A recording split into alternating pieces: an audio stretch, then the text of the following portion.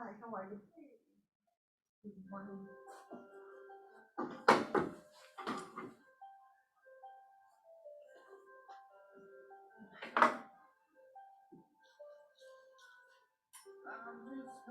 So you want to be able to watch from there? Yeah, it's gonna be a bottom on here, yes. All right. What's your name? Keller. Oh, okay. One man. Inside. Yeah, nice meeting you, Rosa. Thank you.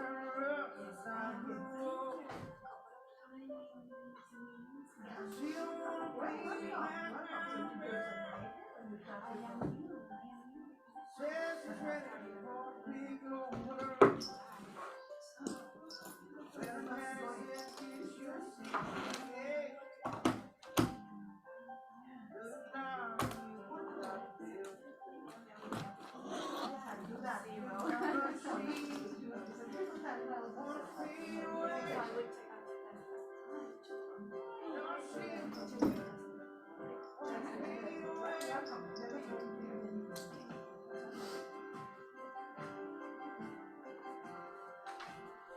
This is the opening act. So were you guys there? You were definitely there. I was there last year. You were. Really, were you there last year? I went the year before. The year before? Okay. Yeah. Because we pretty much danced to the morning. We pretty much did dance to the morning.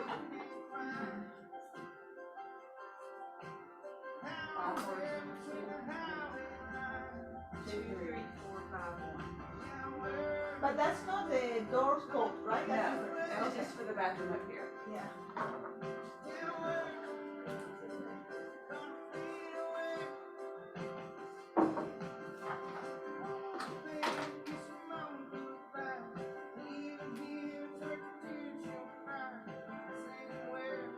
And we haven't changed the door scope.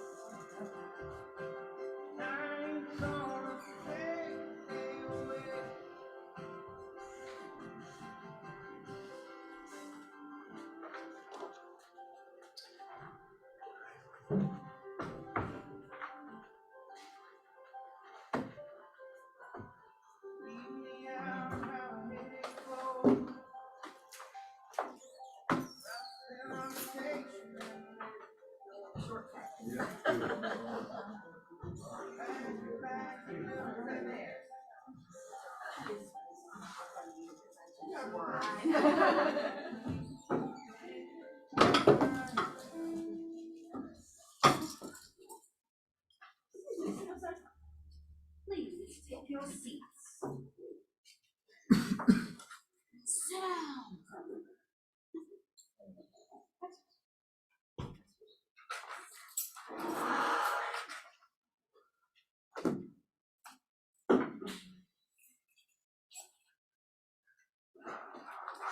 Anybody get in trouble? Please take your seats. The program is about to begin.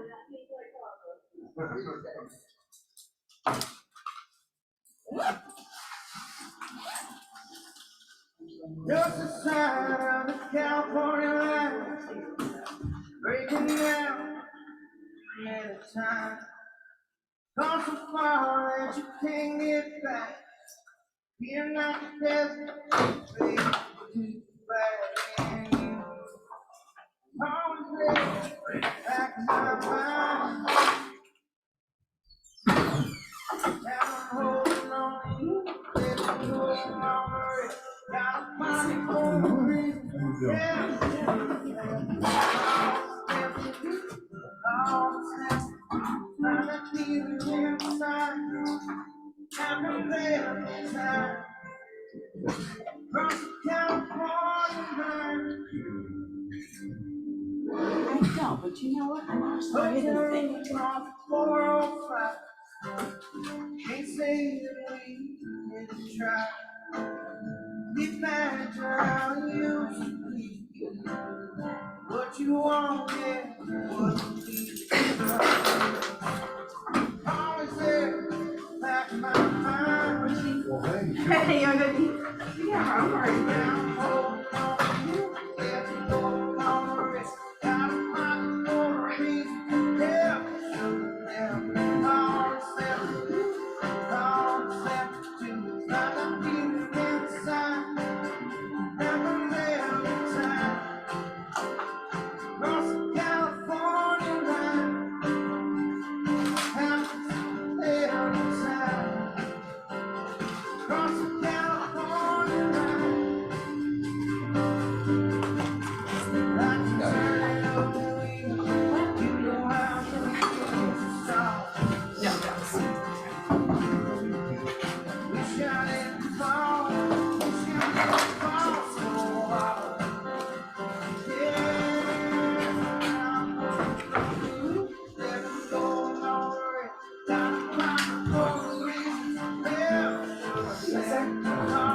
you had to do all of that. Thank you. I thought usually it's an extra day. I'm sorry. I had my car was ready. I just told this one is coming late. There's one thing. You sit wherever your heart desires.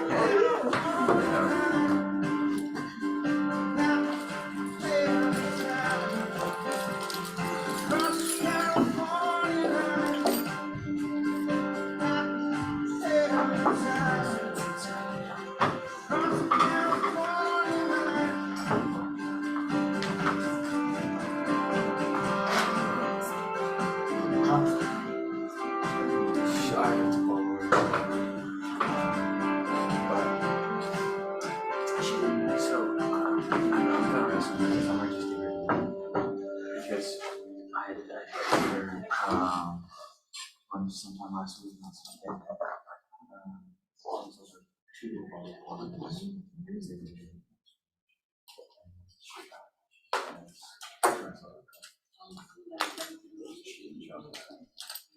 See where that is.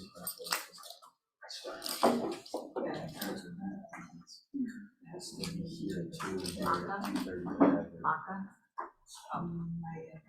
Yes. No, Wait, let me guess. Click again. Kimberly, can you turn that up a little bit for those of us that can't hear?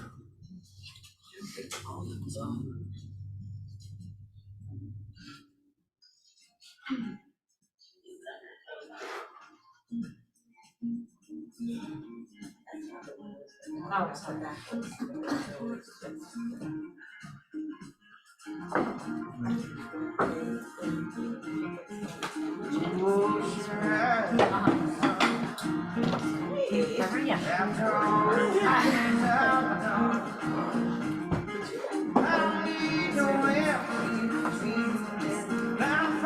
Like I call you yesterday.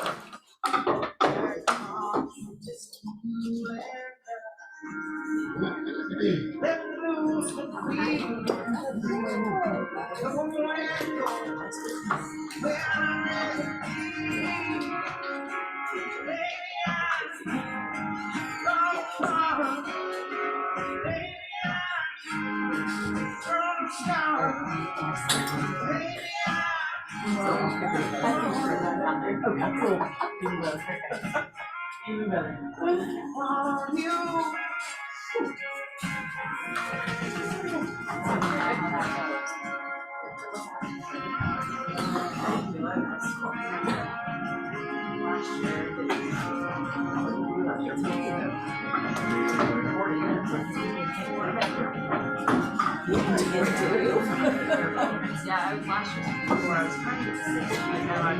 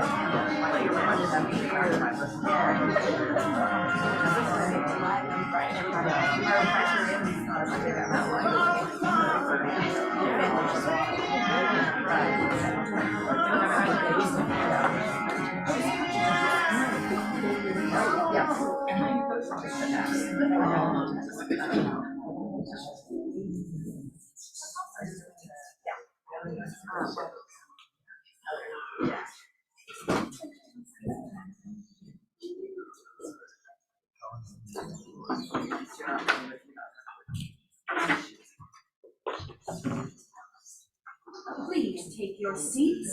The program is about to begin.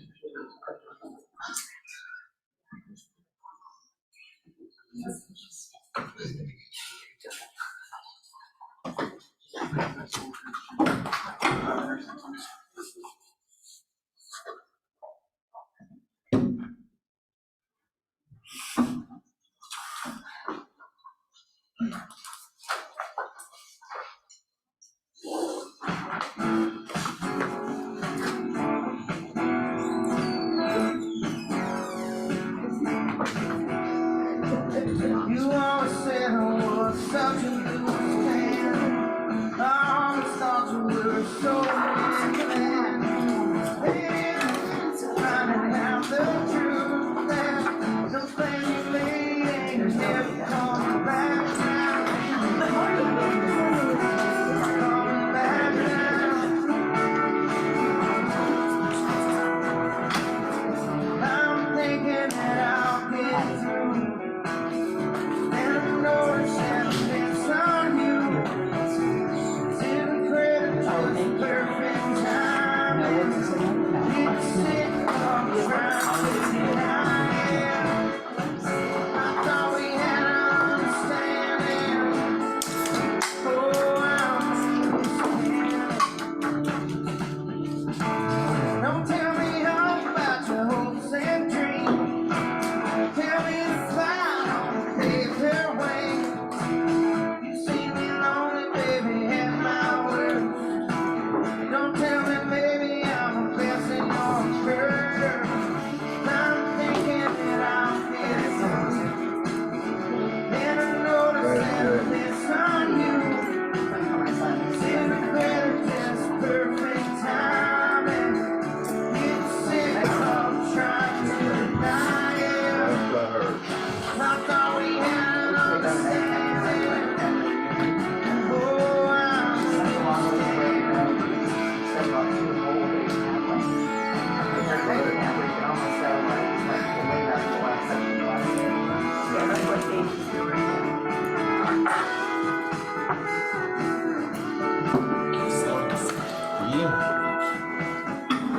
I'm thinking that I'll get through. And I know it's sadness on you. You credit just perfect timing. It's sick of trying to deny it. I thought we had an understanding.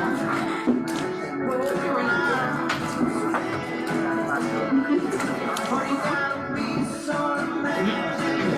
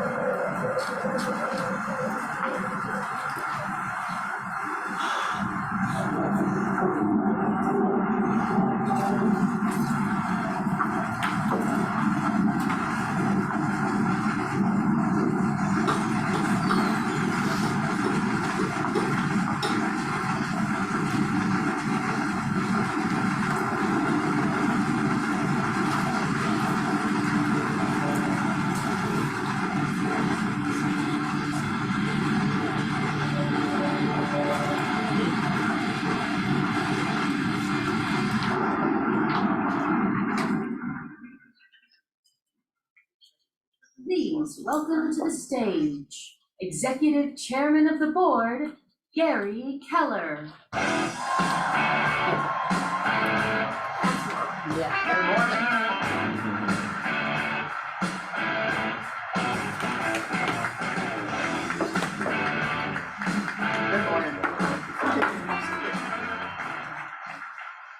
Good to see you.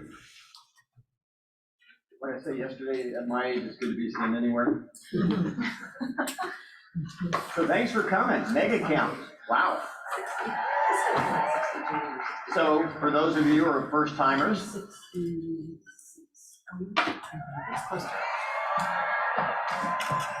so we started this as an experiment back over 20 years ago. In fact, the first mega camp we did had 38 people in it. We were in a small room in a hotel over here. And the next year, I think attendance went to like 400, but the problem was I showed up and there were less than 50 people in the room because 9/11 had happened the day before. So mega camp was on the 12th. And I walked into a hotel room and in the ballroom, and the only people that were there were those individuals who had driven in or had flown in a few days early. And so we all gathered together, and we had a mega small camp, and then we went back and studied disasters, and then came back 2 months later and had over 400 people in, and here we are. So thanks for coming. I know I look at the cost of these events, and I know it shocks you, but it shocks us as well. When they talk about, 2020, we'll talk about this in a second, and prices rising, prices have risen. The cost of doing business has gone up. So we sincerely apologize, to be candid with you, for any expense that we try to shave it as tight as we can. So we really respect your time, we really respect your money. Our goal is in the next 11 hours over the next 2 days that this is worth it for you. So how many interviews? Over 300 interviews, probably. I was trying to add it up, fellas. It was probably 1,500 to 2,000 hours. There'll be over 80 people that will join us on stage before noon tomorrow. So this will be, yes, buckles up. This will be a marathon. One of the things that we did this year for the fun of it is we actually published a book.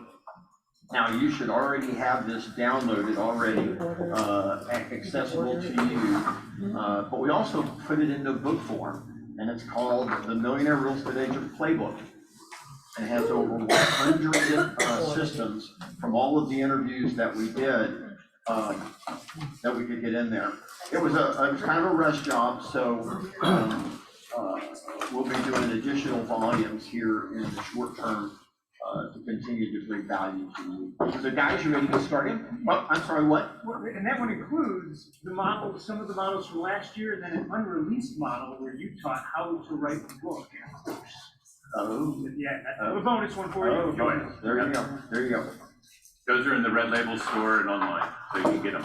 Yeah. So mega camp, the first thing we do is we talk about all the depressing news out there to set a positive tone for the rest of your time together. I do understand that the mind can only absorb what the butt can endure. We purposely don't give realtors breaks because realtors never come back. They leave to use the bathroom, they see a shiny light, and they go towards the light. That's true. It's never show back up. So years ago, we decided to hell with it, realtors don't get breaks. So if you didn't get to use the bathroom, God bless you, go. We won't say anything meaningful while you're gone, and when you come back, we'll start up again. But this is just going to be a marathon, right? We've all used the bathroom. We're good to go. Right? We quit drinking at midnight yesterday. For Ruben, that was a problem. He's a wild man. Yeah, it's a problem. All right, so let's jump into this. So let's. I'm holding what they call the pickle. The thing about this conversation today, and we spent a lot of time on this, a lot of time. There's not a lot of new news today. It's more about a perspective conversation. What we try to do is give you slides that you can literally take and use in your presentations and your conversations. Our goal is for you to always be the economist of choice for your local market. And we want to give you the information in a way that you can take it and easily have a conversation with your buyers and sellers, okay? So the first thing is GDP. Remember the number for gross domestic product, this is just consumer spending, that's what GDP means, right? GDP is the economy, right? When people spend money, the economy goes up. When people don't spend money, the economy is going down, okay? What they like is they like to see 2%. They like to see 2% growth on an annual basis for GDP. You got 2%, you're having a good market. If you get to 3%, that's really awesome. If you get to 4%, you are rocking and rolling, okay? So again, looking at this, you can see what happened. If we go back to 2020, the pandemic hits and spending goes to the floor. It comes right back up, roaring back, which is why you're sort of in the situation you're in our industry. And the reason is because people overspent. They over-indexed fast, they came back, they started spending money, and the economy roared. And they spent most of that money on products, not services. They bought houses, they bought cars, they bought hair gel, they bought refrigerators. We're looking at Jason for hair gel. We don't. You and I don't use hair gel yet. Yeah. Refrigerators, washers and dryers, you name it, right? They literally put a massive strain on the manufacturing of the world, literally. And here we are today, and the first 2 quarters of this year were pretty good, right? We were around 2% or so. Yeah, we had 2 first quarter, 2.4 the second. So yeah, rocking and rolling the first 2 quarters, but we think we're gonna slow down here in the second half of the year. Okay, can you turn his microphone up? I warned Ruben before we came out here. I said, yell, Ruben. Can you yell? Yes. Let's try that again. Can you yell? Yes! There you go. All right. You got a lot to say, my friend. I want to hear you say it. So here we are. I mean, the projection for by the end of the year, though, is only 1. That's right. Okay. It means 2 more quarters are gonna be below the first quarter that you believe, right? And there's some risks out there, right, Gary? Like we know, we've talked about what's going on in Russia and Ukraine being a risk to the global economy. We talked about the fact that yes, consumer spending drives the economy, right? With interest rates going up, there's always a risk that consumer spending is going to drop further than the Fed thinks, right? And then we get a bigger recession. We're already projecting potentially a recession in next year. We'll kind of see some evidence for that later, but it's hard to predict, right? Yeah. So if you think again about it, all he's really saying is that consumer spending could be sporadic. And it could be heavy in one area and not heavy in another, right? And the last risk, Gary, is just the banking stuff that's out there, right? You probably all heard about it in the news, downgrades to credit ratings for banks. Right. A lot of that's going to impact the commercial guys. Just because those regional banks, right, are doing most of that lending. So that's just another thing we're keeping a close eye on. Yep. Yes. Yeah. All right. So, by the way, recession. You and I are in a recession, right? Our industry, yes or no? Yes. If recession is a long way of saying receding, does it feel like the market receded? Say yes. Yeah, so the real estate industry is in a recession. When they talk about the probability of a recession, they're talking about 2 quarters back to back of negative GDP, right? Yeah, GDP going backwards, right? 2 quarters. I don't know that we're going to see that. So you can write this down. If I'm wrong, I'm wrong. But I truly believe that we're headed towards something I've never seen before, and that is a rolling recession, meaning that sectors in the economy, one's doing well while another one's not. So right now, real estate is the sector that's having a recession. Any industry right now that is driven by the cost of money is having a recession. But cell phones are not having a recession right now. You with me?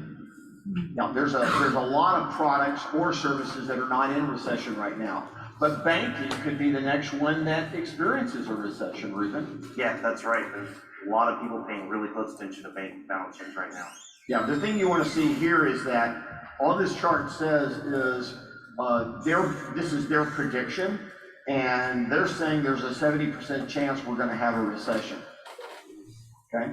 They're also fighting for that soft landing, and I think that they would call a rolling recession where the whole economy is healthy, but parts of it aren't. I think they would call that a win if they can get inflation down. Yeah, I don't know. So, again, this is when we stand up here and we lie. We don't know. We're just talking, right? What we think what our opinions are. But my bet is that we're already close to the bottom of what the real estate market would do no matter what. Yeah. Yeah, okay.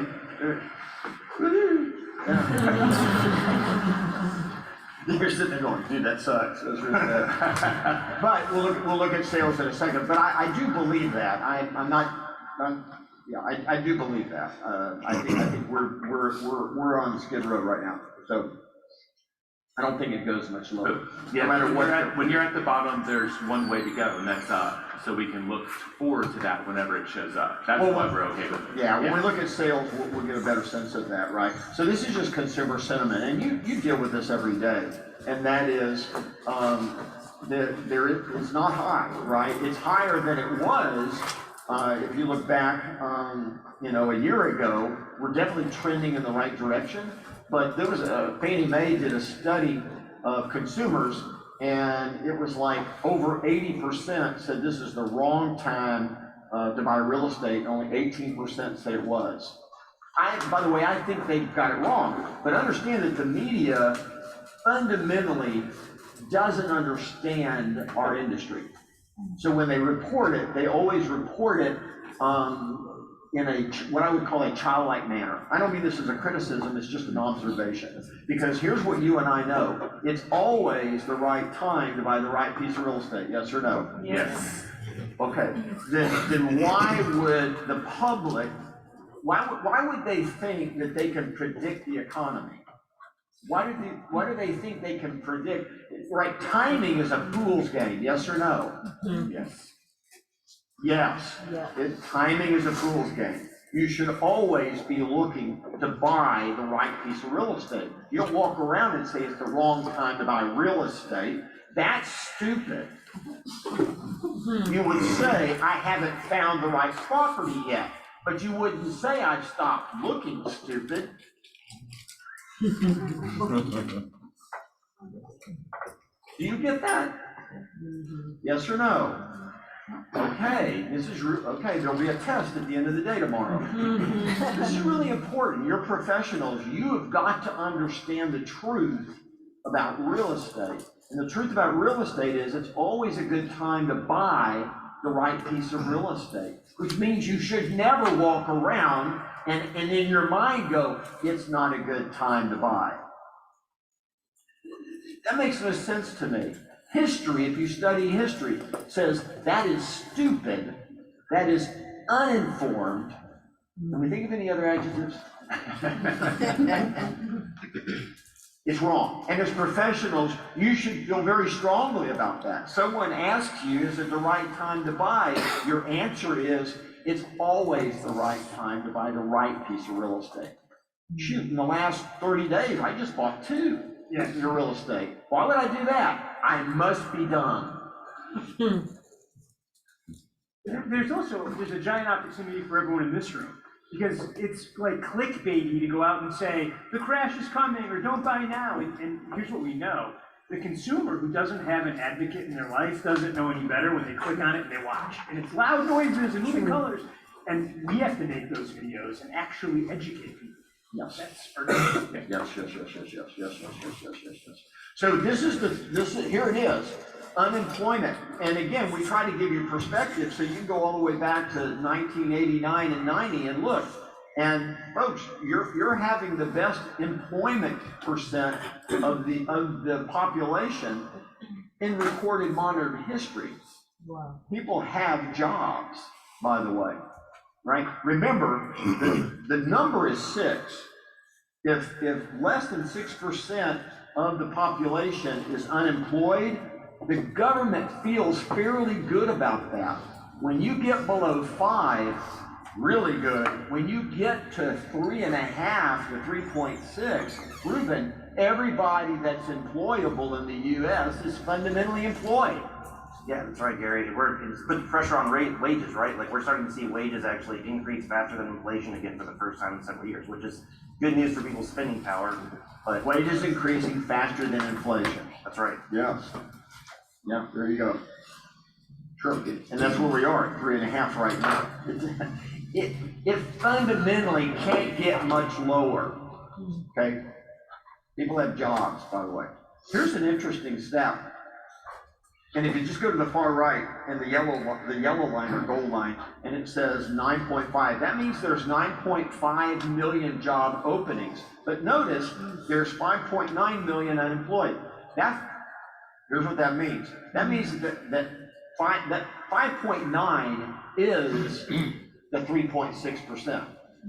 Meaning that when you have about 5 to 6 million people unemployed in the United States, you're considered at full employment.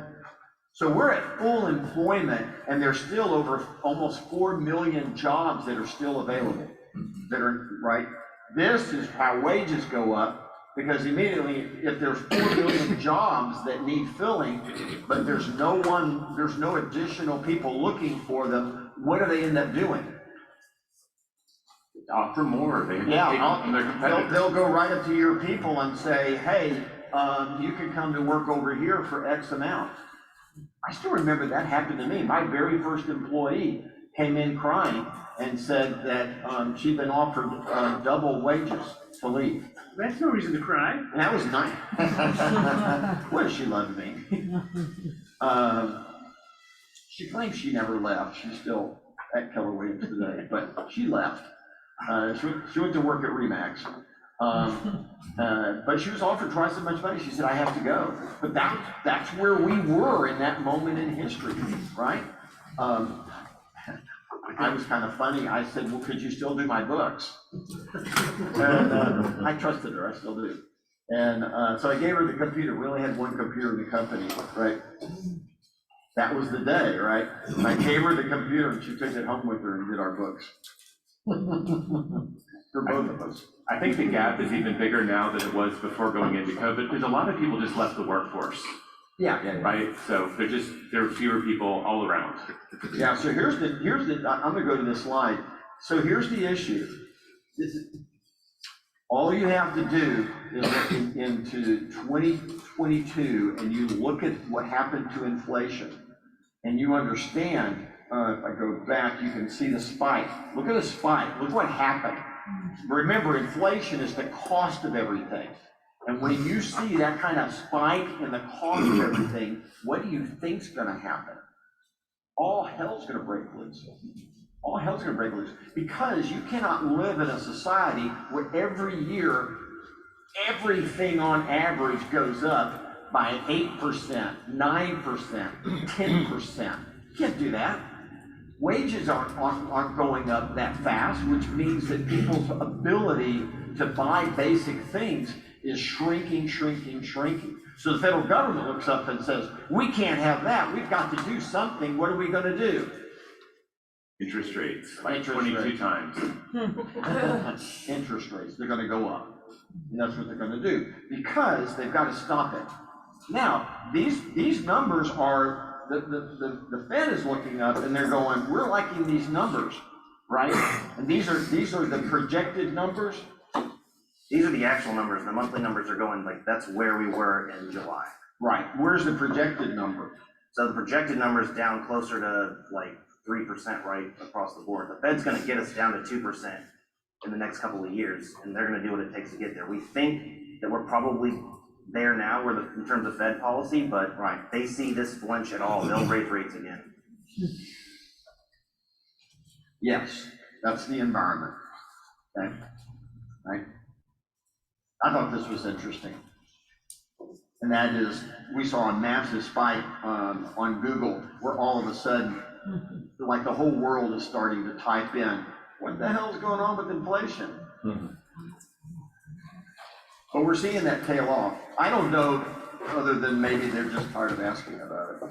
It's kind of normalized now, right? It's not this sudden fear thing. They've kind of got a handle on it and they've got a plan, so they're not looking it up anymore. Yeah, you know, if you could just sit back and just assemble the economy as, when people buy things, the economy's doing well. When they don't buy things, it's not. When the price of things are going up so fast that all of a sudden it's stripping away people's buying power, that's called inflation. That's a bad thing. The government's gonna stop it. That's it. You don't need to know anything else. That's it. That's fundamentally, it's all you're looking at. So we thought we'd show you real quick. So where are prices falling?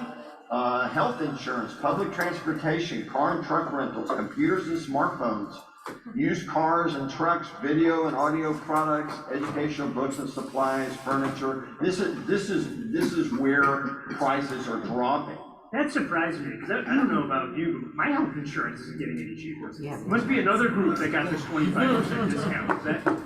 Yeah, it is, the other group. And we'll notice a pattern here, Gary, like when you looked at that last slide, like these are the things, right? When you talked earlier, everyone started buying goods, right, not services. Well, they went up the fastest, and now they're where the slack is falling out as people shift their spending back to services. We'll see on the next slide, these are almost entirely services. Yes, that's exactly right. Yeah. And then we look over what's rising. Insurance, motor vehicle maintenance and repair, leased cars and trucks, pet services. What's going on with pets? Pet services, vet services, pet supplies, pet products. What's going on with pets? Growth industry.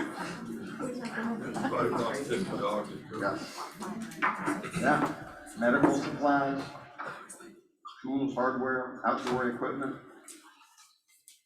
Sure. All right, let's talk about the real estate issue. Let's look at Canada first. So Canada and the U.S. sort of mirror each other a little bit. So they're experiencing, in terms of sales, Canada's experiencing, their year-over-year drop is slightly less than America, but it's kind of mirroring that. Prices are holding or going down a little bit. Remember the exchange rate's like $1.30, $1.35 US to Canadian. So when you see a $700,000 price tag in Canada, just remember that's probably about $550,000, $530,000 in US dollars, if you roughly, right? And then you look at inventory, and they're having the same issues that we're having. All right, so let's look at US home sales. There's the number, right? Projected to be about 4.3, depending, it could drop down to 4.1, but that's about right. If you want to get perspective, just follow the yellow line across, and you realize that there's not a whole lot, given, again, the economy, there's not a whole lot of room to go. Yeah, you could drop down to 3, but you're talking about 30-something years ago in a completely different setting than you are now. I think in modern times, I'm just going to say that I think that around 4 is the number. So I don't think that we have anything shocking in the real estate space that could be happening in terms of sales, right? And then this just shows you we put in the top right-hand corner what seasonal sales look like, right? It goes up and then down. But we just want to remind you, if you look at 2022, it was just all down. And then if you look at 23, you realize that we're just kind of hovering in there. A little, most likely it's just going to hover all the way through, okay? So there's no new news there. In February, you said if you go ahead and make your profit, hit your goals by August, right? Because we don't know what the winter is going to bring, and those numbers are kind of tracking to that. We do think that our strongest months are now and behind us, and we should be prepared for a little bit slower market. Well, definitely if we're going to get to 4.1 or by the end of the year, then that's definitely going to happen, right? So here becomes a big issue for us, and that's the price of real estate. What I think is fascinating, again, people go, oh, it's way overpriced. Shockingly, it may feel that way to you, but shockingly, it's not phenomenally overpriced, which I keep having to go back to this slide to remind myself of that. Remember, that line going up is the 4% trend line, which is the expected annual appreciation of building a home, right? All the cost of all the commodities that go into building a home, there it is, okay? So you look at this and you say, wow, you mean in 06 we were 21% above the trend line?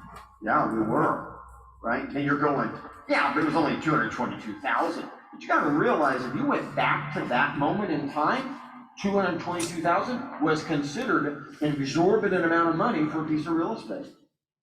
Some of you weren't born then, but, right, that's what it was, right?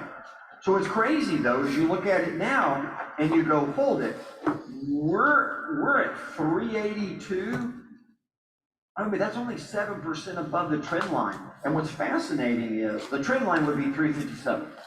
Sorry. So think about it this way, if next year real estate holds, meaning it doesn't go up by 4%. We're just barely over the trend line. We're Yeah, back on you're it. right there. If real estate drops by 1%, We'd only be 2% above it. you'll be 2% above the trend line next year. Maybe 3%. Does the consumer know that? Because they're all walking around going, this is way overpriced. This is way overpriced. That's not what this says. Huh. Wonder if they ever show that slide on the news. You'll never see this slide on the news. Okay? But that's the slide you should carry around in your pocket. And you should explain to people when they're thinking, is it a good time to buy or not? You should never ask that question. Right? It's always a good time to buy the right piece of real estate. Let me share something with you about prices. And that is, this is where we are right now. Okay? This just shows you again the trend line of that. And then we get to inventory, and there's not a lot of new news here. And that is, we're stuck around nationally, we're in this 2.5 to 3 months of supply in the US, which is incredibly low. We've only had, I think it was 4 months in the last, how many years that it's been that low? I don't remember the number off the top of my head, Gary, but it's very rare. Historically, we've still close to like all-time lows. 1.6 was the lowest it's Well, ever been. between 1982 and 2018, only 2 months with less than 4 months of inventory. 2 months. That's historic. Prior to this. Yeah. Yeah. Which means, for those of you who have no perspective, this is freaking weird. Well, think about that, because the average during that entire time was 6.9 months. 6.9 months. Yeah. We talk about mortgage rates, right? Everyone's locked in. But we're gonna show some evidence later that like they're not as locked as they might think they are. Yep. All right. New home starts, this is a good number.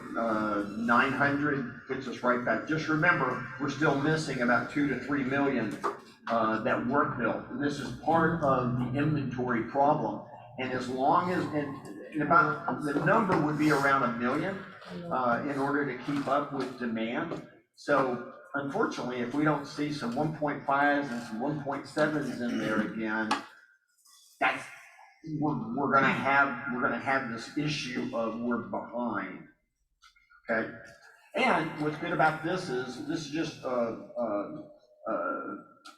new home sales are on the rise. So starts and sales are there's a lagging indicator there. So sales definitely up. That's good. Builder confidence as a result is also starting to climb, and that's good as well. Well, like the builders won't solve our inventory problem, but they're ramping up so that they're not a part of the problem anymore, right? We want them to be around that 1 million because that supplies those new homes so the resales get reset. It's weird when you have no new homes and you have all this resale market. Yeah, in this environment, there's no way they can catch up. Yeah. It also would be nice if we could build some affordable housing, if we could build some first-time houses there. Yeah, the only way that's gonna happen is for local municipalities to lower their cost their fees and Permitting. and permitting and all of that, sure. And to also come up with, some probably special financing. I think they're gonna have to, and you can do that, you can go use bonds, and it's been done before. Nobody yet feels the pressure to go do that. We had the home buyer tax credit, and that created a boom in first-time home buyers, so when they choose to do it, it works. In that year. And they will. Right now, the problem is inflation. Right. Which is why you don't see anybody doing anything. Right, because that would harm inflation, it would make it cost. Right, the second that they feel inflation's under control, and if you're still seeing this problem persist, you will see the federal government and or local cities start coming up with programs to make sure that people can buy housing. Right, they will, by the way. We're just not there yet because they haven't gotten inflation under control. All right, no new news here, right? The only thing that I want to, and you've just got to carry these slides around with you. People walk around and they're saying, oh my gosh, it's so expensive to finance. And you go, historically, that's not true. That's not true. The last decade, yeah, you've been living on incredibly cheap money. And that's been part of the problem, right? Now, how that translates, by the way, is into this slide right here. And that is, right, the price of a piece of real estate coupled with the cost of money creates what we call affordability. And so when we look at the affordability, it still only takes 29% of someone's income on average to finance their home, guys. Now you look up and say, oh my God, 29%. When I got in real estate, it was like 50%. That's so crazy. And I thought that was normal. Yeah, and people say, I don't want to be house poor. Depends on where you are in life, to be candid with you. Well, that puts that, Ruben was pointing out, like, when you talk about the 18% interest rates, people say, yeah, but homes were like $60,000. Yeah, they were, because that's what the 4% rule does, right? They grow over time, but they were not affordable because interest rates were so high. Yeah, incomes were lower back then, right? Yeah. Everything moves up over time. Yep. Well, I don't like it. I liked it better when the rates were lower. Well, sure, of course you did. Well, yeah, because you were only spending 17 to 18%, which means you went out and got the new car, which means you went out and got the other stuff. Yeah. Yes. Yes. But back then, I'm driving used cars. I wasn't unhappy. I didn't think my life sucked. You were styling in a VW Bug. Did to bring that up. Yep. No. But yeah. My point is that people don't. You're the only professional that can bring perspective to people, right?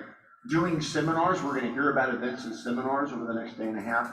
Doing seminars, doing events, sitting down with people. If you spent your day every day as a teacher, not as a salesperson trying to get a commission, if you just walked out armed with these slides and literally just tried to have a 30-minute conversation with someone about the economy, about buying and selling real estate, and looked at the facts, you'd be shocked at how much real estate you sold. You'd be shocked as people all of a sudden, it just set with them and they realize, okay, this isn't as bad as I thought. I'm walking around thinking this is horrible. This is not horrible. This is not horrible. It's only when you look back over the last 10 years, right? But again, even 29%, you guys, isn't bad, right? So here's the challenge. The reason why everybody thinks it's bad is because everybody either financed or refinanced their home in the last decade. So 89% of all mortgages have rates of 5% or less, right? 32% are 3% or less. 27% is 3 to 3.5. You get the picture, right? There's only 4% that are at 6 to 7%, and that's because they financed last year. So that's where you are. That's what creates that idea, right? Now, So here's the, but these are the money slides, it's not this one, because you look at the number of transactions available to an agent, and today it's projected to be 5.7 transactions per agent. But notice what happens, you know, when you go back to like 98, when there were this number of almost 14 sites per agent, understand there are only 700 and something thousand agents that were in the industry then. And then, by the way, we got to what, 1 million? Yep. Right? And it got to 6.9. And then we got to 1.3, and now, of course, we're at 1.5. Okay. This is what matters. This slide right here. The size per agent just tells you how competitive it is to get the business. Oh, you have There are to get more of us trying to get the same sales, that's it. Yeah. It's not your opportunity. Well, and just to be clear, they're taking 1.5 million and dividing it by transaction. Yeah. I promise you, there are not 1.5 million individuals that wake up every day and they generate for 3 or 4 hours a day. No. This is not average. I know, it's a shock. That would be average camp. That's what average is, exactly, and that's not what average is. But here's the thing about averages though, guys, and that is if we look at these numbers, this is volume. This is, right now, this year is gonna be the 5th highest volume year per agent in the history of the industry. So riddle me this, Batman. If we're having our 5th best per agent volume production in the history of the industry, how could these be such dire times? Jay, your thoughts? You know what, I don't mind if our competitors believe that. I want us to go out there and get our own fair share. Well, of course, I'm just pointing out that It's a great time to be in real estate if you understand this. well, and I think the challenge is, again, is that 5.7 sales, if you were average, would be a sale every 2 months, which would feel like you're not having a lot of success.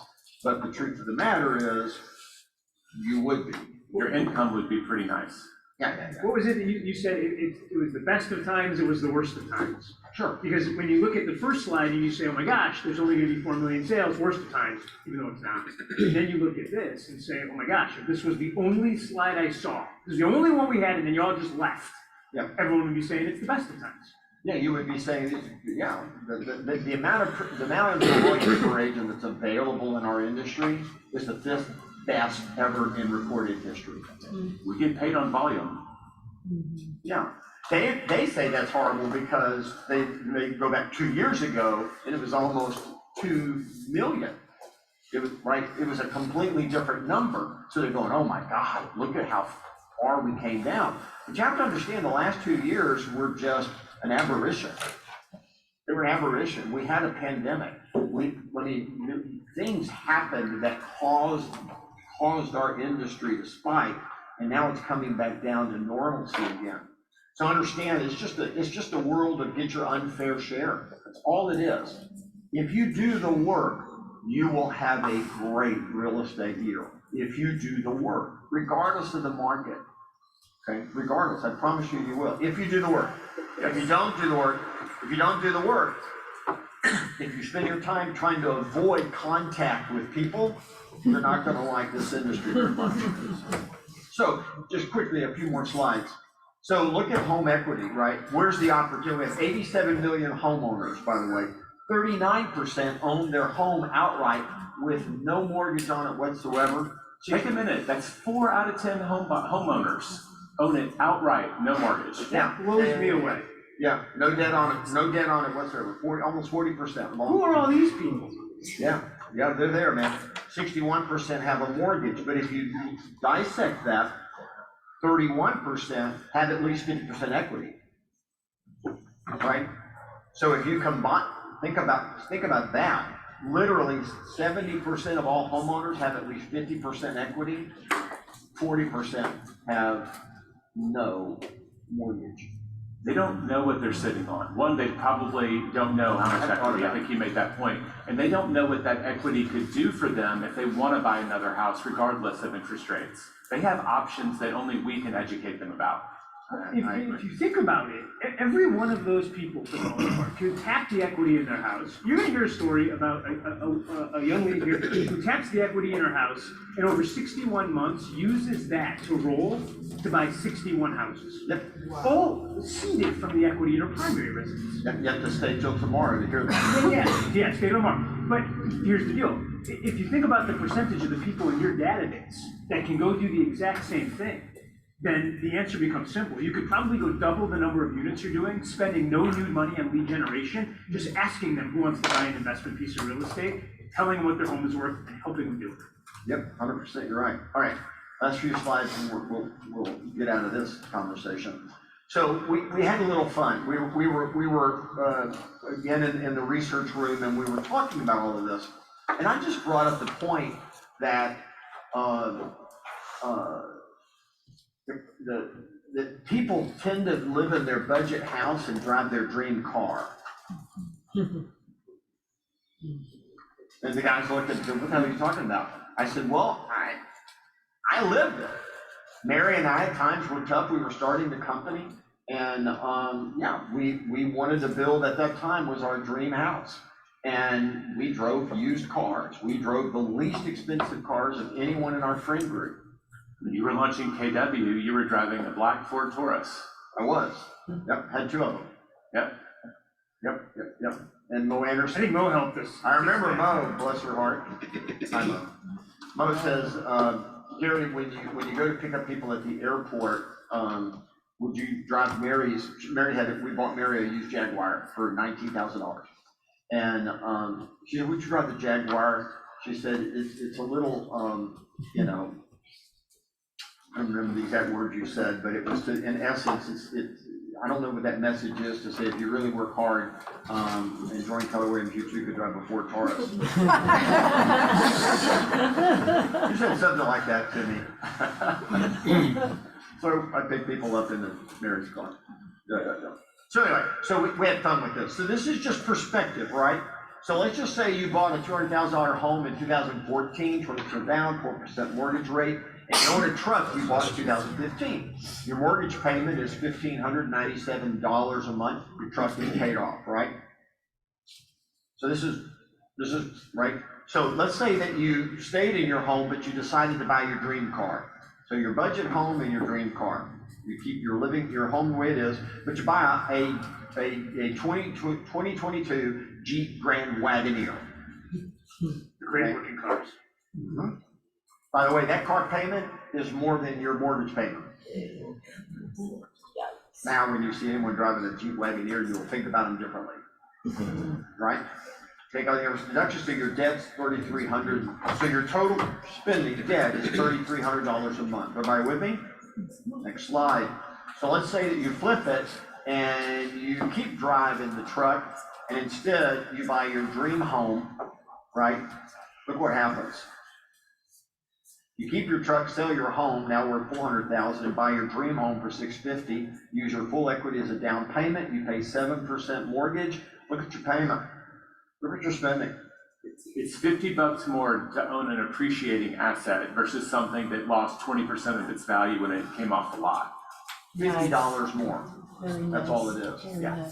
And you know, I ran into people like this, right? In fact, I haven't worked with buyers in a long time. But when I was, you know, the first thing we would tell particularly the first time home buyer or whatever is don't go buy a new car yet. Because it'll totally throw your numbers off and you won't be able to qualify for the home you want, right? Don't do that, right? But this is the whole thing. We wrote about the millionaire real estate investor, and that is big hat, no cattle, big car, no garage. You see a lot of people driving nice cars on the freeway. You see them. They're all nice. And I go, wonder what house they live in. Wonder what house they live in, okay? Then we did one more example, and we said, let's say you bought a $400,000 home in 2015, and you own a truck you bought in 2015. Your mortgage payment is $3,100, and your truck's paid off, right? So you have a budget home, but you buy the dream car, same car, added together, your payment's $4,800, right? Okay, let's say that you flip it, and you don't buy the new car, and you go buy your dream home, right?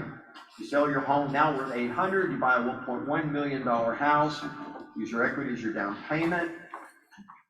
4460 versus 4800.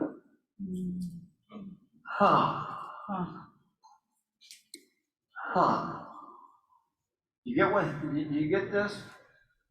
So now, I've heard it, I've heard it, you know, people say, I don't want to be house poor. And I look up and I go, you're a fool. You're gonna be on my doorstep 30 years from now asking me to help support you. You've gotta understand that buying your home is controlling your cost of living.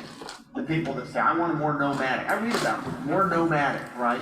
You take an Outdoor magazine or some of these magazines, they celebrate the idea of stupid money. It's the van life. Yeah, I get it. I promise you, those are the individuals that when they hit a certain age, they are going to regret that decision. That happens in every generation. Everybody wants to live in a van until they can afford a nice house. Like, then they're like, hey, come with the van. Yeah, I'm not saying have a bad life. I'm saying I'm not saying get rid of all your experiences. All I'm saying is you need to buy the house. If we go back and look at the price of real estate over time, you need to buy a house. You need to buy a condo. You need to buy something. You need to put that root down. I don't care if you buy as rental and then stay nomadic. That's fine with me. If that's what you want to do. But to own nothing,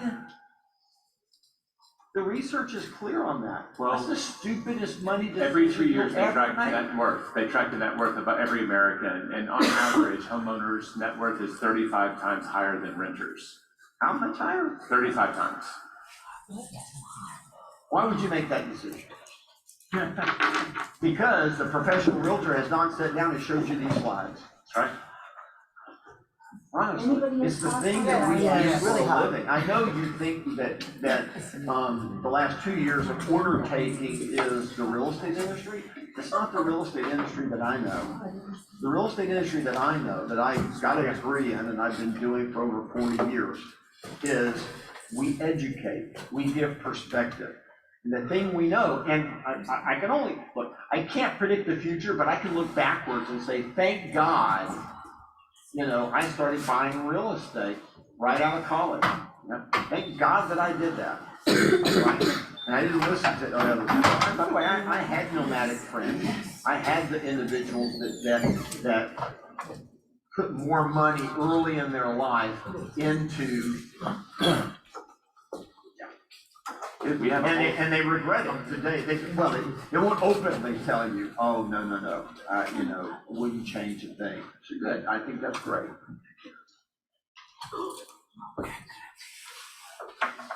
Let's not give your kids that advice, right? Yeah. One of the things that we haven't mentioned before we leave our market update Ruben, is the millennials. So there are how many millennials are there? This is the largest generation. That was at 81 to 96. You know, I'm a The millennial. largest generation since the baby boomer. You are a millennial. Well, you got how you tail feel. in. You're 42? 43 is Oh, okay. yeah, we're in. I'm in, Mark King not in. Okay. Well, you're at the tail end of being a Well, you don't have to describe it that way. I'm just a millennial. Yeah. Yeah, but understand that millennials are from, right now, millennials are age 26 to 42-ish. Yes, 43, yes. Yeah. If you think the next 5 years, 6 years, all millennials are going to be in that 32, 33 to 47, 48, these are the years. Yeah, it's the next 5 to 10 years, there should be, in the background demographically, a lot of tailwinds for the housing industry. Massive amount. The greatest. Massive amount. They'll hit their peak earning years. They will hit, well, they're earning right now. The trick is things got expensive. So they're gonna have to, there's a catch-up going on for another probably couple of years, maybe 3 years, maybe 5 years at most. There's gonna be catch-up. And then that whole group is gonna show up with pent-up demand. And we're still, you know, we talked about the greatest wealth transfer in the history of the world because of the baby boomer generation. Yes. It hasn't happened yet. That's right. It's fixing to happen. It's fixing to happen. Yep, between now and they say 2030, like millions and millions of businesses will be sold as they go into retirement. Yep. Okay, Ruben, thank you. Thank you for all the hard work you do on our behalf. I love this. Okay, This is the easy math. Every $50,000 of car you buy today eliminates $200,000 of home at today's interest rates. So when people are making choices between an appreciating asset that looks cool. is that crazy? Yeah. That should be all over social media before the end of the day. All right, we're gonna play a video and you guys are gonna bring some chairs up. We're gonna switch gears. So can we play the video, please?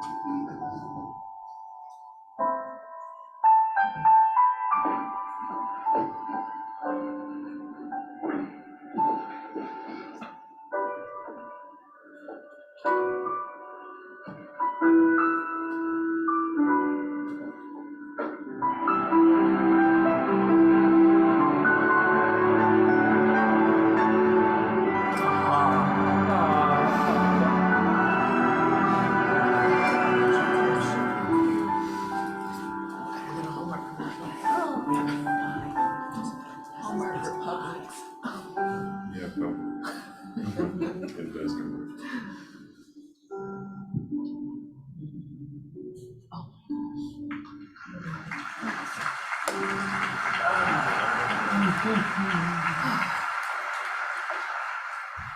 That brings a tear to my eye. I know, it's so sweet.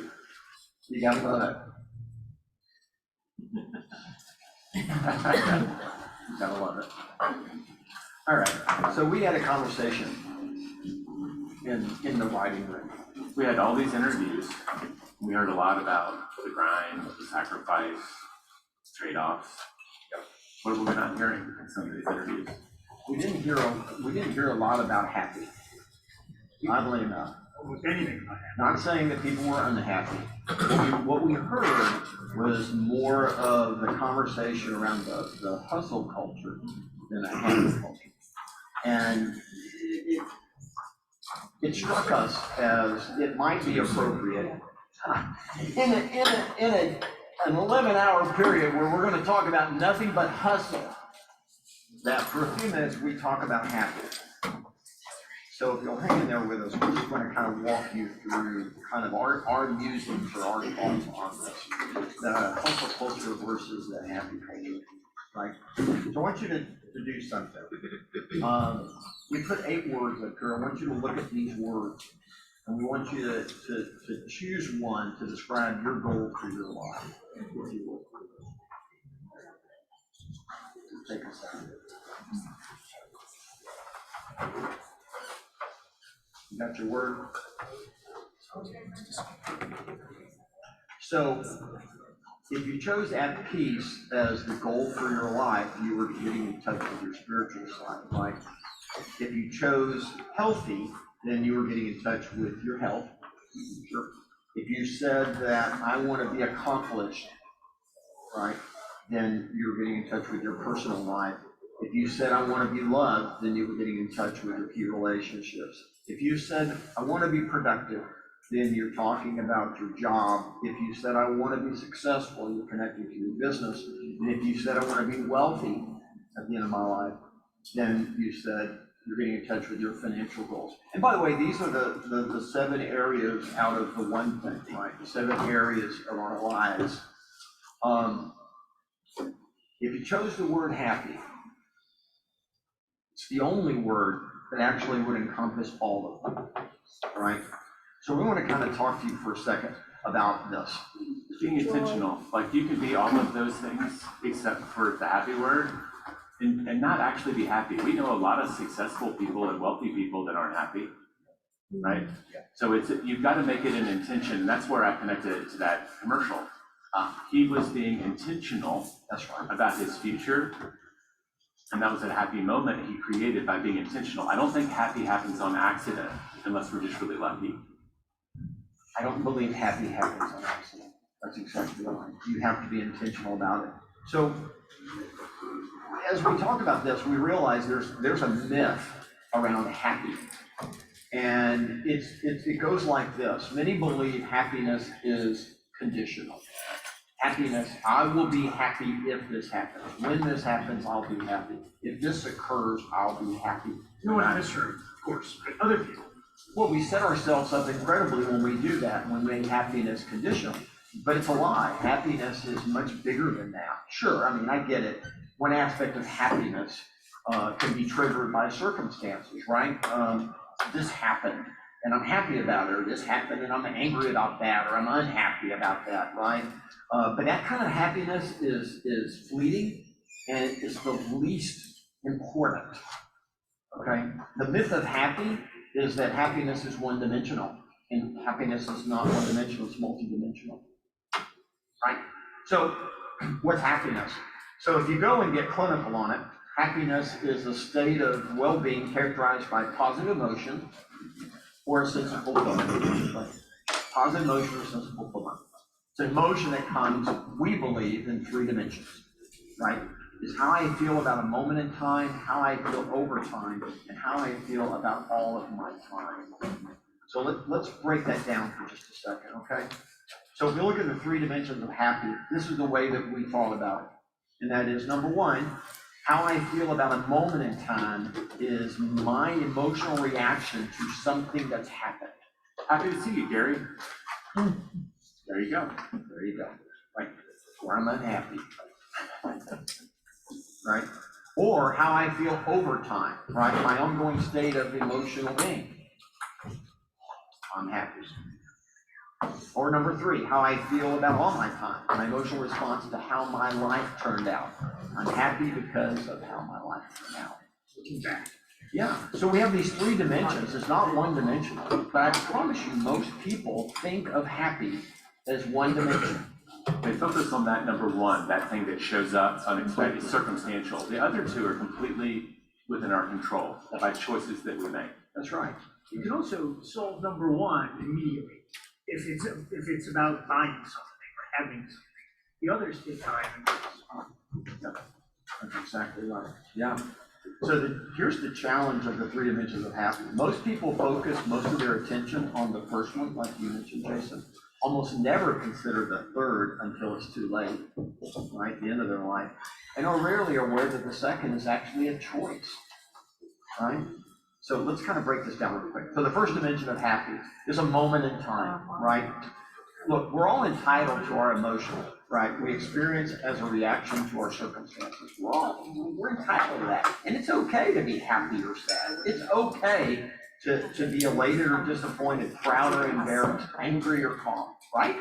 It's okay. We're human, that's gonna happen. We're gonna feel things. Circumstances are gonna come and go, right?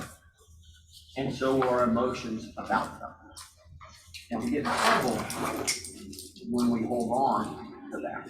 Yeah, I shared a story, there's an old Zen tale about an old monk and a young monk that are traveling.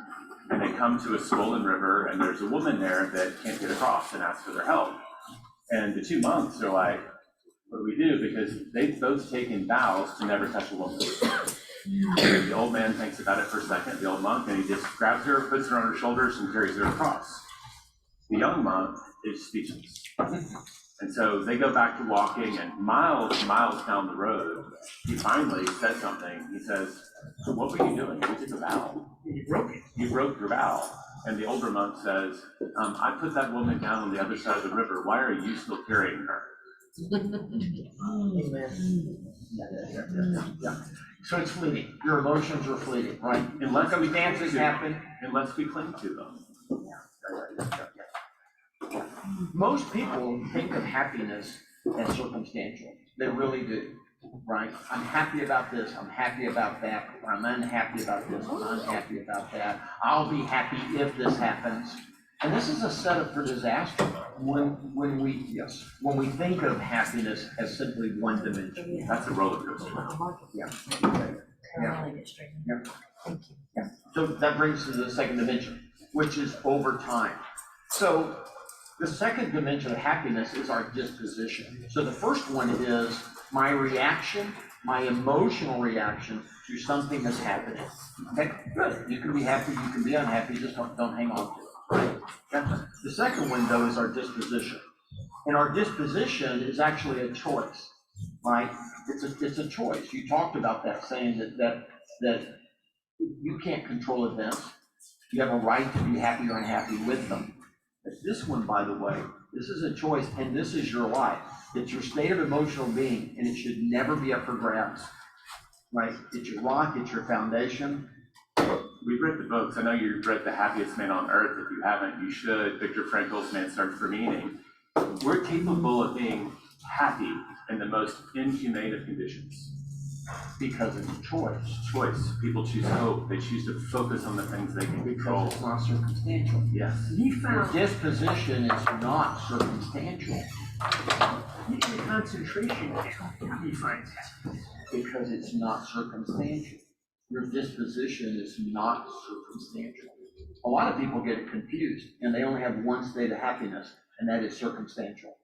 I'm either happy or not happy, based on my circumstances. You said during a mastermind that ultimately it's a choice, and happiness is a gift that you give yourself. It is.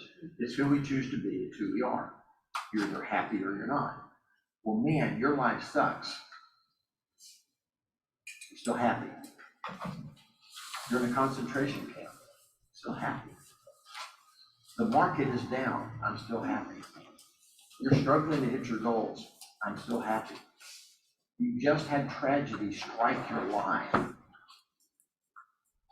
choose happiness.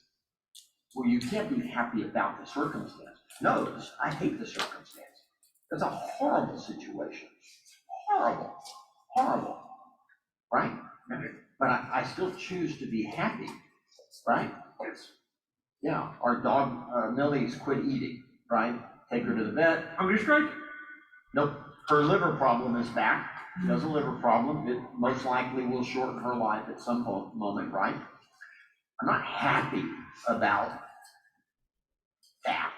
I know she's not either, but when I woke up this morning, her tail started wagging. Because the thing about Millie is, she's always happy. The tail wags. Yeah. Yeah. Not a choice for a dog. They're happy. She's with her pack, and that's something we'll talk about later too. Yeah. Emotions in time can be conditional. Our emotion over time should never be conditional. You should be happy. You should choose happiness, even in the face of horrible circumstances. You should be happy. Yes. Right? I had a guy once tell me that I was more optimistic than I deserved to be. I did. I was in my 20s. He was an agent, and I was his sales manager, and he told me that. I fired him. I did. I said, well, let's be certain one thing I don't have to do is look at you anymore. Yeah. Well, that's been a constant. I mean, ever since I've known you, you've said the best times are ahead of us. You've always said that. The best times for this company are ahead of us, the best times for our lives that are ahead of us. You're always looking on. Choose to be happy. You should be happy. That's right, yes. And the third dimension of happy is about all your time. At the end of your life, you want to be able to say what? Glad I did. Glad I did, not I wish I had. Right? In our research, you know, we look a lot at surveys and the studies. And there have been significant studies on the topic of the regrets of the dying. Yeah, yes. People weren't living the life that they chose, right? They weren't being true to themselves. And I was reading a blog post by a chaplain, an end-of-life chaplain, and he said he sits with these people, just like the book, the 5 Regrets of the Dying. Mm-hmm. And he said the sad thing is there's always 2 deaths. There's the actual death and the death of the dream that they never chose. Wow. Yeah. No, there's that saying that everybody lives 2 lives. The one you're living, and then the one you live the day you realize you only get one. And if you never have that epiphany, it's hard to look back and be happy. Yeah, circumstances can cause you to be happy or unhappy in a moment. I didn't get the listing, I'm not happy about it. The sale didn't close, I'm not happy about that. But I choose to be happy. And at the end of my life, I want to be able to say, I'm glad I did, not I wish I had. That takes foresight. It takes an understanding that you could actually be unhappy. Look, my father, I love my father. My father was unhappy. On his deathbed, he refused to talk to me. He didn't talk to me or my little sister. He refused. He just sat there. And when we tried to talk, he'd go, shh, like that, and died, having never said another word. Didn't talk. He was unhappy. Yeah. Okay. I'm not going to be that. I'm not going to be that, right? I don't want you to be that way either. Right? So which comes first, hustle or happy? Because again, I went through this in my 20s where I go through divorce, I go through the markets collapse, right? I look up, I have to buy shares in the company to the point where I'm in debt. Everything's around me, right? I'm driving a rented car, living in an apartment, right, rented, blah, blah, blah, blah. I go through this period and I realize that I had been a living like a physical person having a minor spiritual experience. And I was being driven by a bad self-image that said, if I succeed, I'm going to feel good about myself. And I had all these things happen to me, and I look up, and I go to the psychiatrist, and I say, fix me now. And he goes, okay, but we're only going to talk about your ex-spouse once. And I said, how come? He said, because it's all your fault. I said, what do you mean it's my fault? This was how the therapy started? Yeah. And I said, what do you mean? He said, well, I don't know you that well, but you seem like a traditionalist, so I'm gonna go out on a limb and say, well, who asked who to marry who? And I went, oh. He said, you asked the wrong person. We need to figure out why, right? And I went through this journey of self-discovery about, am I a spiritual being having a minor physical experience, or am I a physical being having a minor? Which am I, spiritual or physical? And as I go through that and made a decision that for me, I'm going to live the life of a spiritual person having a minor physical experience, I realized I was okay. I was okay. I'm happy being whatever I am. And I looked up and I went, oh my God, I've lost my hustle. Because you're happy either way. I'm happy. If I'm happy, I don't have to be successal to be happy. I don't have to make money to be happy. I don't need anything to be happy. I'm just happy. Oh my God, I'm screwed. And I had this moment of panic where I went, oh my God, I'm screwed. Literally. And I looked up and realized, hold it, I'm a spiritual being, I have a mind of physical experience in a physical form. I'm gonna go out and I'm gonna have the most physical experiences possible. I'm gonna fail a lot, but I'm gonna grow spiritually.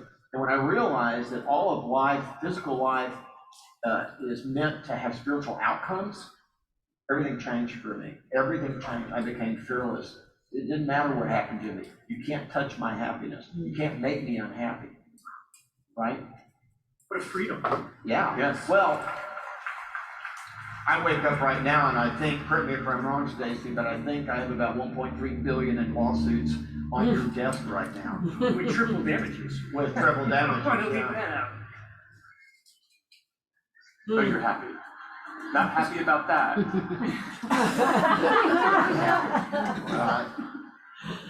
Screw them. So Gary.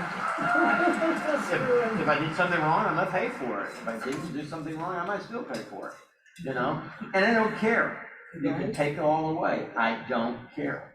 I don't care. It means nothing to me. It means nothing to me. Right? Sean Anker in the Happiness Advantage said, more than a decade of groundbreaking research in the fields of positive psychology and neuroscience has proven in no uncertain terms that the relationship between success and happiness works the other way around. What?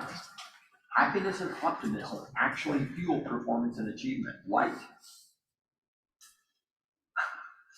Hustle first, happy second is actually a broken formula that doesn't work because it's backwards. What? This blew me away. When you guys wrote this and then I read it, most of my life was set up using that equation. I know, crazy, right? Happiness is actually a precursor of success. It's not merely the result of it. So nuts. Yeah. Let the second dimension of happy be the foundation of your hustle. Right? Whistle while you work. Right? So which comes first, hustle or happy? You've heard the win the morning, win the day, and we want to add, we choose to be happy every day. Yes. Right? So, whatever you're going to say on your final day will be determined by how you live your third dimension of happy each and every day. How do you do it? You prioritize your key relationships, the people who have ownership of your heart. Why? Because at the end of your life, we know for certain that you're not going to say, with my dying breath, I just want to take one more listening. Right? No way. You're not gonna say, show me my checkbook balance one more time, right? You're not gonna do it. You're not gonna do it. And if you can get in touch with that reality and realize that all that will matter to you is that you're in harmony with the people that own your heart. If you're in harmony with that, life is awesome. And live that way now to make sure that that's where you end up. Just like the grandpa, right? You are focused on it, it's part of your plan. You have to show up and with foresight to make that happen. Yeah. You manage those relationships and your time with them. Yeah. My dad died very unhappy, and it made me sad. So I looked at my mom and I went, all right, this isn't gonna happen. So I literally kind of adopted my mother. I mean, she was a piece of work, you know. That was tough. But I came up with a plan. I put it into my 411. I came up with a plan. I put it in my 411. And my goal was on my mother's deathbed, I wanted her to say, I had a good life. I had a happy life. I wanted her to say, you were a good son. Yes, she did. The last week of her life. Yep, she was in the hospital bed right before we took her home. And we were just talking.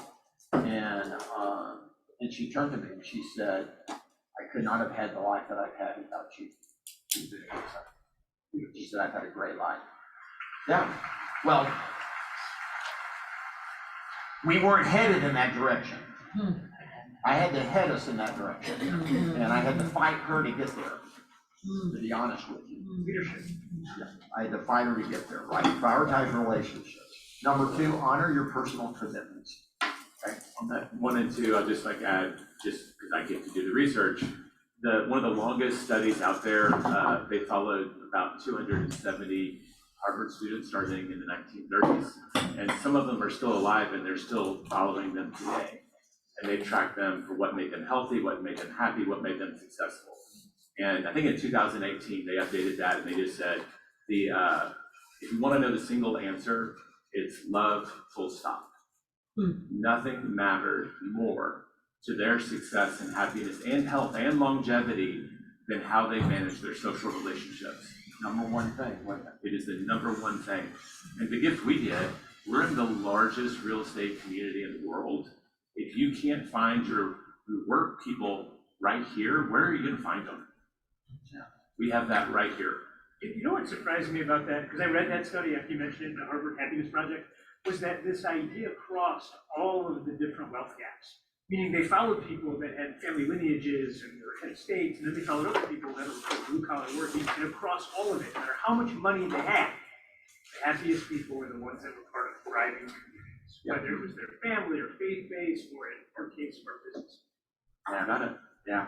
And number three, give your life over to something bigger than yourself, right? Happiness happens on the way to fulfillment, right? We're gonna interview someone that's gonna talk about that pretty soon. Yep, and the formula is simple. Your life is made up of values and goals, so you time block your goals and you time protect your values. Right. What does that last one mean? You try and protect your values? Well, what's really important to you? I've always said that your calendar will reflect your values, right? So if your calendar has nothing but all of your work time in it, that's what you value. If it has, go to lunch with your kid, if it has. Date nights with your wife. Yeah, whatever, yeah, if you don't just time block work, you actually time protect your values. Your calendar is your projection of how you should spend your time. You've had someone criticize you for doing that. They said, doesn't that take all the spontaneity out of it? Yeah. She said that too. But I remember your response being, it's so important that I would take that and then make sure that it always happens. Yes, I time protect because it matters. Yes. Not because I'm trying to not be spontaneous, right? Yes. So I have taught John's daughter, my granddaughter, that when music comes up, time to dance. We dance. It's time to dance, yeah. Yes. Straight up. That's my one spontaneous thing. Yep. And that's it. Living a culture of hustle may get you success. It may not make you happy. Living a culture of happy is your best chance for happy and success. And that's it. All right, guys, thanks. We have a,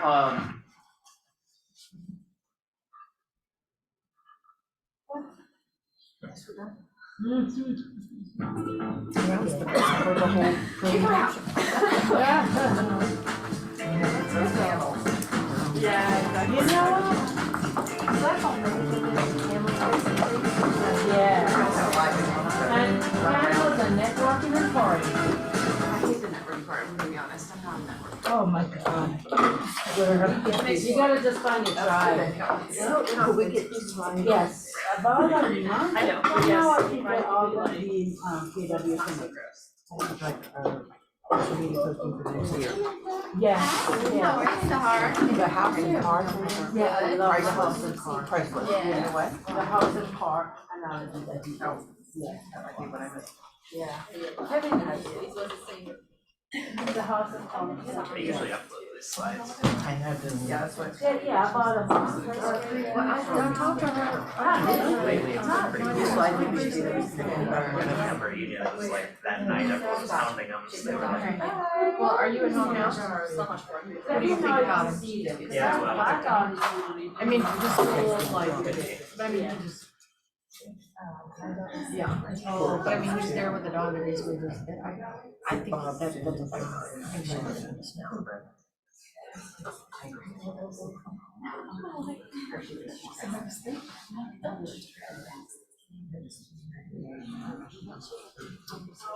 yeah. Well, the other one that we could try, so I don't know how to work, so I have no way to communicate with them, so. I don't know if they'll actually get to him, babe, I don't even know how that works, so. You wanna get a bite out or? John's gone. John's still. Yeah, but then if it doesn't get to him, I mean, you know, I don't know how they call him, I don't know if they think they his value, I mean, I don't know. I mean, so I'm used to it, well, it's a thing of value, they're not responsible, and they'll put it there, and you have to text the student and tell them to come get it, so I don't know how it works.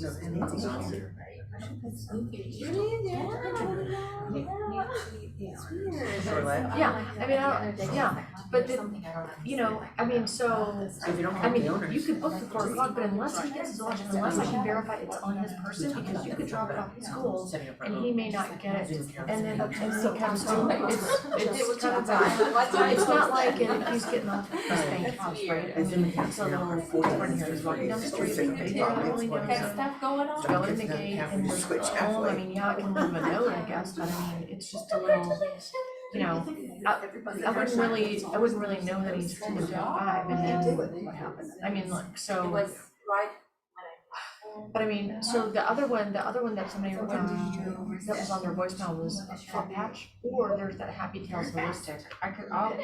Why don't you call it Happy Tails Holistic? It's right there on, 92, it's Happy Tails, but it's Holistic, HOLISTIC. I can't do 8 o'clock tomorrow, so that would push it all the way back till 5 PM tomorrow, and then we've got the same problem. I don't know if we should go that long. So, do you think, I think maybe you should, maybe fill up that pool and give him a bath, because I'm not really sure, like, he's got all that dirt on his face, but like under his chin, he's wet too, is that like wet? I feel like we should give him a bath, we'll see, especially maybe.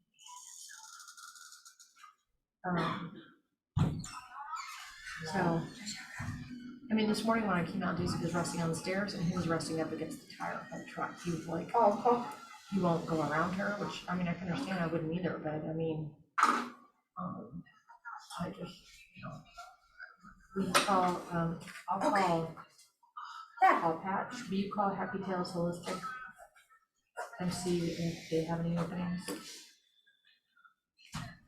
Or today, I mean, because it either needs to be so that I can get home in time to meet Luke, or it needs to be like 5 or later.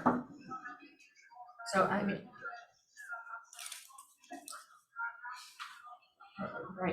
right, so it's at 5 o'clock, I mean, it's at 6:30, I mean, I can always like take him to practice and then you come get him, but then I'm coming back to dog, you know, it doesn't really matter, I guess. But if we get at 5 o'clock at that vet, it's pretty close to where he has practice, but that's at 6. Paul Patch is up there. Yeah. Yeah, well, well, will you call jej jak Happy najbardziej. Tails Holistic and see what they have and then let me know? Okay, perfect.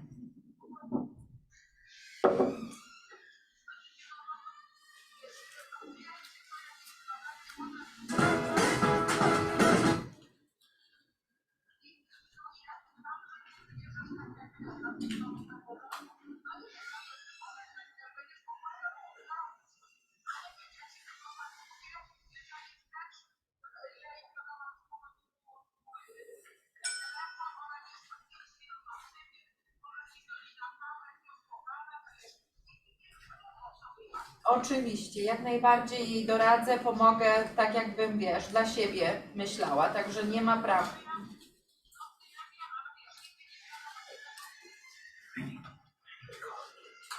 Oczywiście, że tak. Podaj, tak. Niech dzwoni śmiało.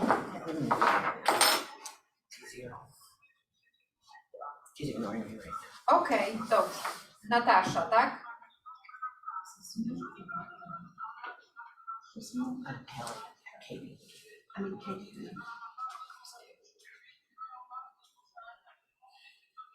Wiem.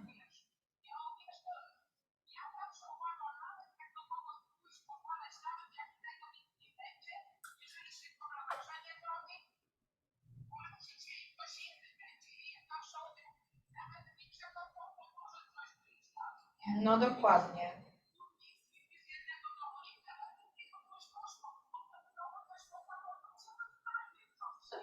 Oczywiście. Niech śmiało do mnie dzwoni. Powiedz, że może dzwonić anytime.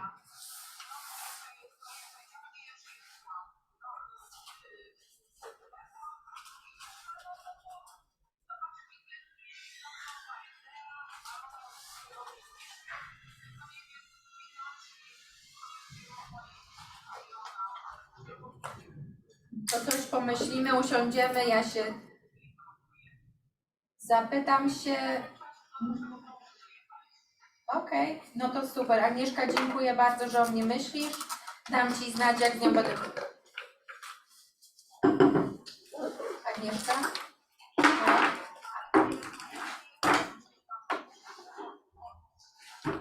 O.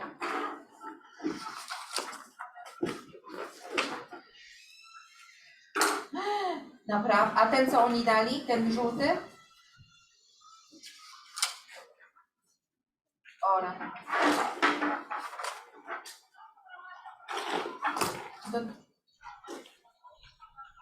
Okej, dziękuję, Agnieszka. Super, dzięki, Aga. No tak. Hey Mary, it's Virginia. How are you? Just wanted to check in with you on the key. We have to have a key enclosure tomorrow. And also the utilities, I know you gave me the utilities, I can't find them. That's Blue Ridge, EMC, I'm guessing town county water. I think that's it. But we just, thank you so much. Have a great day. The sellers have been very nice, but they're nice, they told me issues. Like they give you, Colorado out of 10, they get back tonight, they really. So, because originally I said we could close up in Jasper or something. Right. Then I thought it was on the week, I didn't know. And then they said that it could, I said, oh. Because it goes straight up 575 in the house. Let's stop. Right. And I said, that would make it easier for you. He said, yeah, that's great. Let's go decide it now. They just don't change. Well, we're not changing. We're signing you what stuff we're signing you on. But I've been asking her, I started asking her yesterday morning how we're getting the key. Right. And she's usually very fast till lunch. Because they don't want to give up the key until it's actually signed. Well, I don't care. If it transfers it, and they have 5 days possession after closing, they still have to hand over it. They do, they have to close the key and close it. Just one, just one. Yes, I know where they, that's So it's just like she just has to have. May I speak with Jennifer? This is Magdalena. Jennifer, I received an inquiry from you about the rental property I have in Duluth. Okay, and I'm reading your note right here. Just wanted to let you know that the owner of the house, I'm not the owner, I represent the landlord, the owner. They're not familiar with the housing vouchers, unfortunately, and so I won't be able to help you.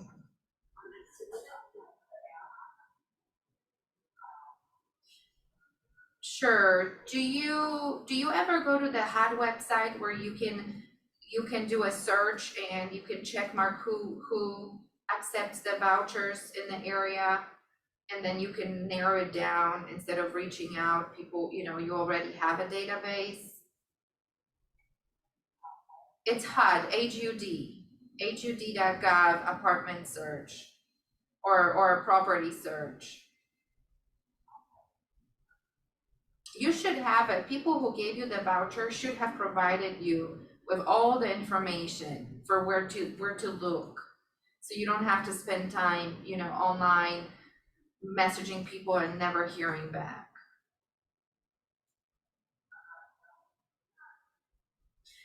Well, then you can reach out or go to the website that provides the voucher information. And that's where I found it. I was helping somebody last year, the end of the year, and that's how I referred her to the HUD website. And it came from the voucher, the housing voucher information.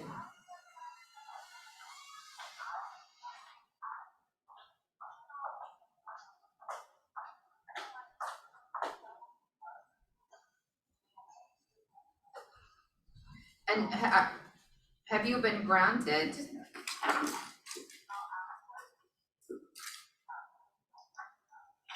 Huh?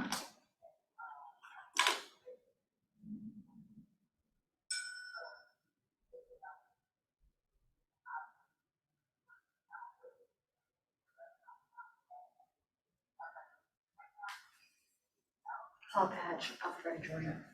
They should provide you with once you Paw Patch, get it, animal once clinic. you're granted that, then they will send you information on how to look for a place. Okay, and I hope you hear from them quickly, and if not, you know, email or call. Email is probably the I best wanted if to you see know who what to the email. possibility was of us, we could have an unusual situation and have the. They don't, so you'll have to, yeah, He's about you have to 16 years email old, so he's probably and just current try on to, all you the know, shots, get so in a just hold of moved to Roswell, somebody. So we're not, so we don't have a vet established here And yet, then, but I know our you're two looking little in German Gwinnett, but Shepherd, I know that the most, like, got him on luck the you snout can last have is night, in, and like put. closer to I Atlanta, in know. Fulton We County. don't know what happened, they were outside the front yard Instead of and Gwinnett. they've been getting along great, and all of a sudden we hear this like horrible, we thought it was like a coyote that had, that's how bad it sounded, and my husband had to get our German Shepherd off, and he's like, he's got a gash. We've put, he has foreign on there, but he's pathetic, of course, we don't go near our other dog, and so we don't need like a well checkup, because he's probably due for shots, but not for a little bit yet, but we really wanna get him this checked out, do you know what I mean? So I don't know.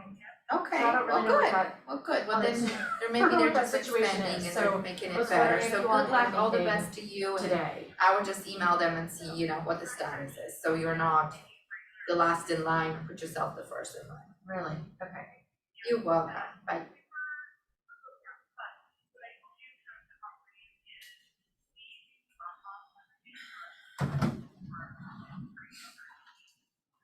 Uh-huh.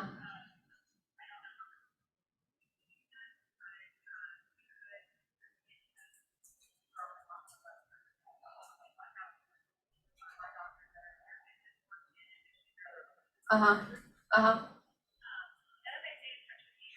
Uh-huh. Mhm.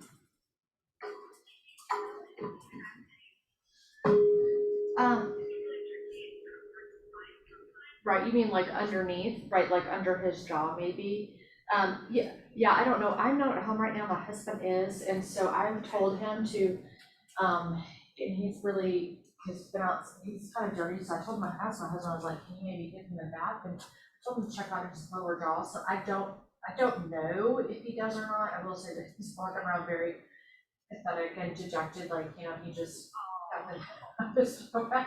They would play all the time, they're getting along great, and she'd nip at him for once in a while, because she's older and he's a puppy, but, I mean, kind of, but, oh my, I don't know, we don't really understand what happened, so, so I can find out, so how does that, what does that look like if you, like, drop him off and, because we could take him to. Hi, Lisa, how are you? So I'd rather just kind of, you know what I mean? There's no dumb question. How does that look another- like? What's- My client's under like, contract, not well, that money we're is good. an doing another offer. issue, so So Okay. I did the what does that offer, look like as far the as- agent, You terminated the first one. for terminated first one, did another offer. And different- everything's done with the or, office, the termination, you got that cleared out Yeah, in the yeah, yeah. system, okay?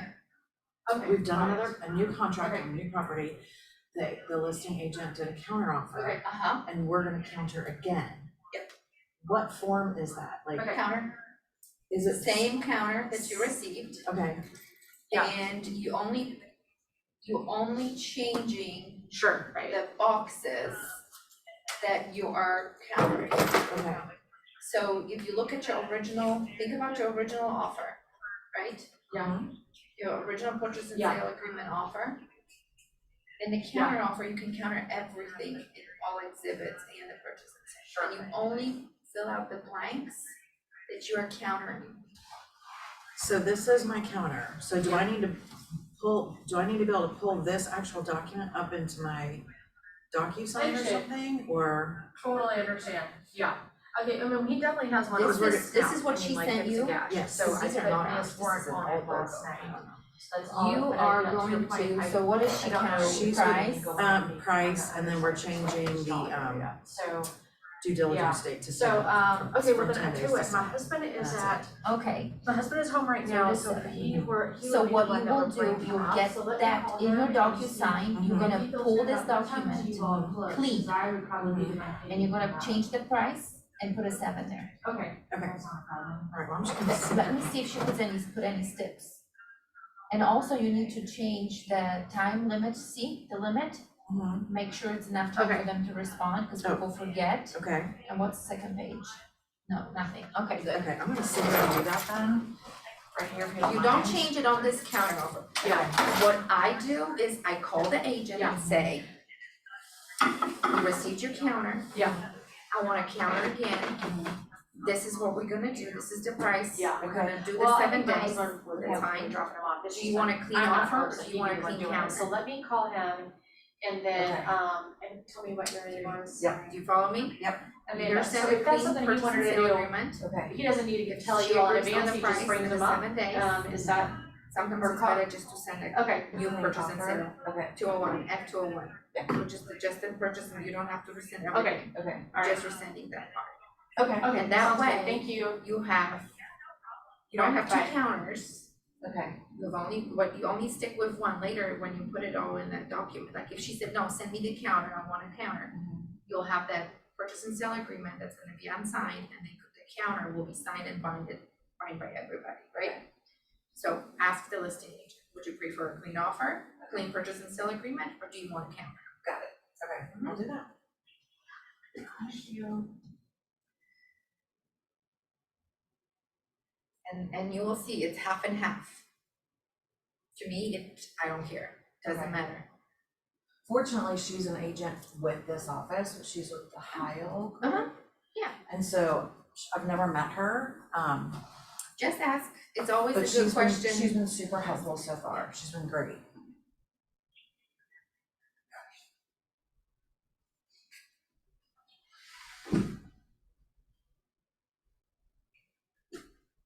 One time I need to get ahold of my husband.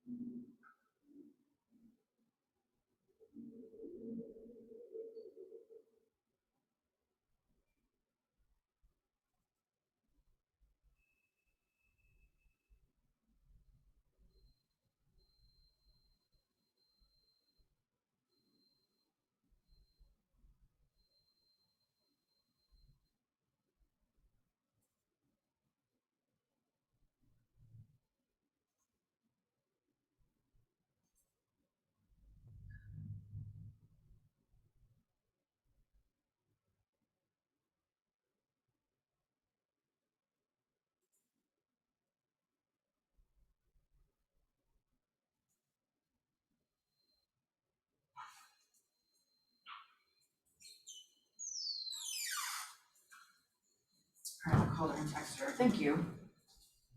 Did she answer? No, but I texted her also.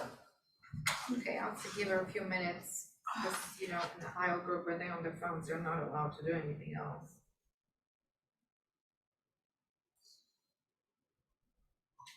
Cause what is there, she called me yesterday and had a long conversation with me about, then she said they get a lot of their leads from Zillow. So what is, Okay, so that's what it's from, so, it's asking for all first and third implementation as well.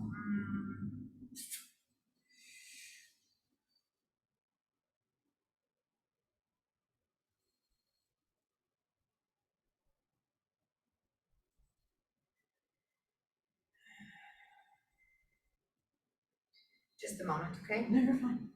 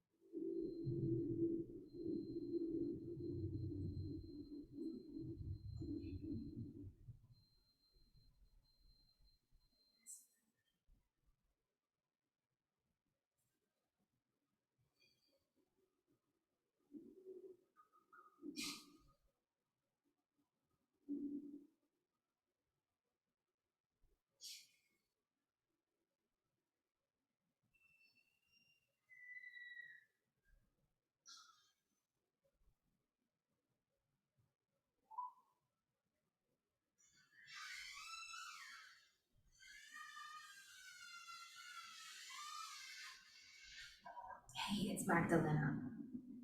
Okay, so you actually have to do the single one. Sorry, because, do the single one because you will, at some point it will ask you, I think, if anybody's applying with you. And I also already emailed the company that you are, applying together. So it will be combined, so just do the single one.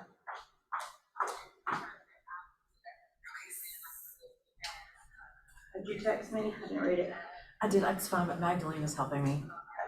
I figured you were busy.